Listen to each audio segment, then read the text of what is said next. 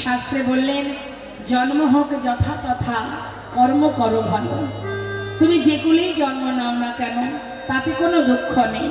তোমার কর্ম যদি সঠিক হয় তুমি গোবিন্দ চরণ পাদ পদ্মে পৌঁছাতে পারবে। সঠিক কর্ম করো, জন্ম তোমার যে কুলে হোক তাতে কোনো অসুবিধা নেই। একটা নোংরা জায়গাতে তুলসী বৃক্ষ জন্মায়, তাই না? একটা নোংরা জায়গায় তুলসী গাছ হয় না বাবা?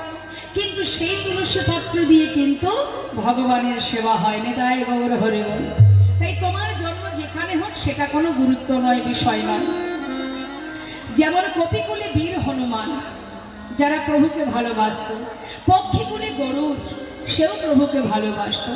বলুন তো দেখি, পদ্ম ফুল কোথায় ফোটে? পাকের মধ্যে জন্মায়। হ্যাঁ, আর গোলাপ কোথায় ফোটে গো মা? দেখবেন গোলাপ ফোটাতে গেলে অনেক কষ্ট করতে হয়। ছাদের উপরে টবের মধ্যে গোলাপ জন্মায়, হ্যাঁ, যত্ন করে ফোটায়। কেউ আবার গোলাপের চাষ করে। কিন্তু গোলাপকে ফোটাতে গেলে তাহলে অন্য ব্যক্তি কিন্তু তাকে সেবা সুস্থতা করে। তাকে ঠিকঠাক যদি সেবা না করে তাহলে গোলাপ ফুটবে না, তাই না? কিন্তু পদ্মকে কি ফোটাতে হয়? পদ্ম তো নিজের ক্ষমতায় ফুটে ওঠে। তা পচা পাকের মধ্যে ফুটেছে যে পদ্ম আর বাবুদের বাগানে ফোটা গোলাপ, এই দুটো ফুলের ভেতরে দেখবেন তো লক্ষ্য করে, ওই যে সামনেই আছে ভগবানের চরণতলে কোন ফুলের স্থান হয়েছে? পাকের মধ্যে ফোটা পদ্ম ফুল, সেই কিন্তু দেখুন রাধা গোবিন্দের যুগল তর চরণে পদ্ম ফুল নির্মিত আছে, তাই না? গোলাপ কিন্তু জায়গা পায়নি। তাই জন্ম তোমার যে কুলেই হোক, যেখানে হোক, তাতে কোনো ক্ষতি নাই, কর্ম তুমি যদি সঠিক করতে পারো। ভগবানের ভক্ত আমরা, ভগবানকে যদি কেউ ভালোবাসতে পারে তার কোনো জাত থাকে না, তার একটাই পরিচয় যে কৃষ্ণ চরণের দাস। আমরা ভগবানের দাস, এটা আমাদের আসল পরিচয়। যে পরিচয়ে আমরা ঘুরে বেড়াচ্ছি এটা তো আমাদের আসল নয়, আজ আছে কাল থাকবে না। আসল পরিচয় আমরা সকলেই ভগবানের দাস। কাজী নজরুল ইসলামের একটি সুন্দর গান আপনাদের শোনাবো, একটু শুনুন। দেখুন, বিধর্মী বিদ্রোহী কবি কাজী নজরুল ইসলাম তিনি কি বলছেন? বলছেন গৌরহরিকে দর্শন করে, গৌরহরিকে দেখবার আশায় নবদ্বীপের মাঝে সকল জীবকে ডেকে ডেকে বলছেন, পথে কি দেখলে যেতে আমার গৌর ভগবানে, পথে কি দেখলে যেতে আমার গৌর ভগবানে, পথে কি দেখলে যেতে আমার গৌর ভগবানে, পথে কি দেখলে যেতে আমার গৌর ভগবানে, যারে কুল দেয় না যাওয়া কুল দেয় সে দেখে তারে, যারে কুল দেয় না যাওয়া কুল দেয় সে দেখে তারে, যারে কুল দেয় না যাওয়া কুল দেয় সে দেখে তারে, যারে কুল দেয় না যাওয়া কুল দেয় সে দেখে তারে, পথে কি দেখলে যেতে আমার গৌর ভগবানে, পথে কি দেখলে যেতে আমার গৌর ভগবানে।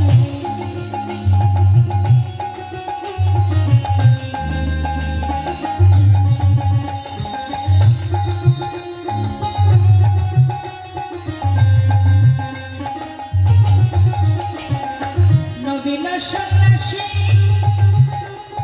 নবীন সন্ন্যাসী অজয় রূপে ভুবনালঙ্কারে, নবীন সন্ন্যাসী রূপে ভুবনালঙ্কারে, নবীন সন্ন্যাসী।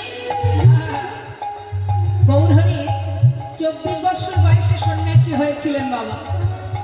তাই কাজী নজরুল ইসলাম তিনি বলছেন, শোনো শোনো, ও সে নবীন সন্ন্যাসী রূপে ভুবন আলোকরে, নবীন সন্ন্যাসী রূপে ভুবন আলোকরে, যারে কুল দেয় না যাওয়া কুল দেয় সে দেখে তারে, যারে কুল দেয় না যাওয়া কুল দেয় সে দেখে তারে, পথে কি দেখলে যেতে আমার গৌর ভগবানে, পথে কি দেখলে যেতে আমার গৌর ভগবানে, আখিরে ঝিনুকে তার অবিচল মুক্তা ছাড়ে, ওই না আখিরে ঝিনুক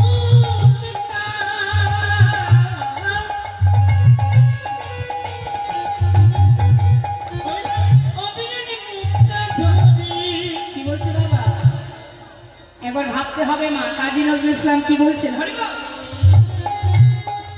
বলছে আখিরে ঝিনুকে তার অবিরল মুক্তা ঝরে। অর্থাৎ গৌরহরি যে দুটি নয়ন, এই নয়নের সঙ্গে ঝিনুকের তুলনা করলেন। আচ্ছা, ঝিনুকের মধ্যে কি থাকে? মুক্তা থাকে। এখন গৌরহরি যখন পথে পথে হরিনাম কৃষ্ণ নাম গাইতে গাইতে যান, প্রভুর তো চোখে বাড়ি বরিশন হয়। এই যে জলের বিন্দু, চোখ থেকে যে বাড়িগুলো বরিশিত হচ্ছে, যে বাড়ির বিন্দুগুলো বাবা তার সঙ্গে প্রমাণ করছে কি, কার সঙ্গে তুলনা দিচ্ছে? বলছে যেন মনে হচ্ছে ঝিনুক থেকে মুক্তা ঝরে ঝরে পড়ছে। তাই গৌর হরি হরি আখিরে ঝিনুকে তার অবিরল মুক্তা ঝরে।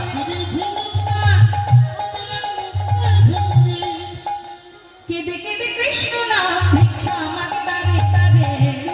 কৃষ্ণ নাম ভিক্ষা মাগে তারে তারে। কেঁদে কৃষ্ণ নাম ভিক্ষা মাগে তারে তারে। কৃষ্ণ নাম ভিক্ষা মাগে তারে তারে। পথে দেখলে দেখলে আমার ভগবানে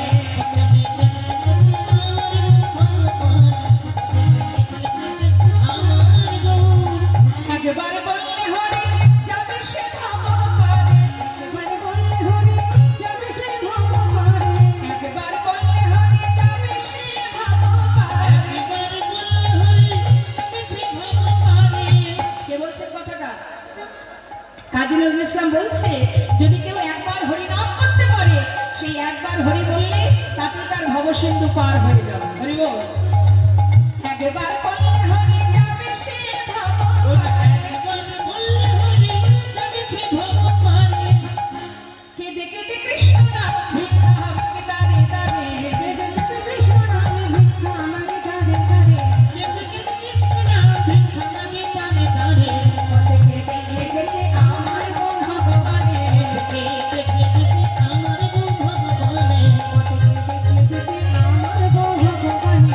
পথে কেঁদে কেঁদে আমার গো ভগবানে। আব্দুল করিম, নাসির মাহমুদ, আব্দুল করিমের গান আপনারা শুনেছেন। বাবা তোমরা কুঞ্জ সাজাও গো, একজন মুসলমান ভক্তের লেখা। কতটা ভালোবাসলে তবে এই গান তিনি লিখতে পারেন। কতটা প্রভুকে ভালোবাসতেন মা। আমরা জাত নিয়ে মারামারি হানাহানি করি না? হ্যাঁ, আমি উঁচু জাতি ও নিচু জাতি, কিন্তু জাতের ভেদাভেদ তো আমাদেরই সৃষ্টি, ভগবানের সৃষ্টি নয়। ভগবানের কাছে আমরা সবাই সমান। আমরা সবাই সমান, প্রত্যেকটি জীবই আমরা তার দাস। কিন্তু ভেদাভেদ তো আমরা তৈরি করেছি, আর এই ভেদাভেদ তৈরি করেই মারামারি হানাহানি করে যাচ্ছি। ভগবানকে যে যেমন করে ডাকো না কেন তাতে কোনো দুঃখ নেই। শাস্ত্রে বললেন দেখো, যদি দেখুন বাবা, এই যে জল আমরা পান করি তাই না, এই জলকে এক একজন এক একভাবে ডাকে, এক একভাবে বলে। কেউ বলে ওয়াটার, কেউ বলে পানি, কেউ বলে জল, কিন্তু বিষয় তো একটাই। যে নামেই ডাকুক না কেন, যে নামেই বলুক না কেন, বিষয় কিন্তু এক। সে কথা বলেছিলেন নামাচার্য শিলা ঠাকুর হরিদাস। আব্বাজান, এক ওই খোদা তাআলার সৃষ্টি হিন্দু মুসলমান, যে যেমন করে ডাকুক না কেন তাতে কোনো দুঃখ নাই। হ্যাঁ, তার থেকে তুমি এক কাজ করো আব্বাজান, অন্যের কথায় কান না দিয়ে একবার আমার সঙ্গে তুমি নাম করো, ভজ হরে মন শ্রীনন্দের নন্দন। আমরা একটু ছোট করে গাই, কি বলছে শোনো। হরিদাস ঠাকুর বলছে তার পিতাকে শিক্ষা দিচ্ছে, আব্বাজান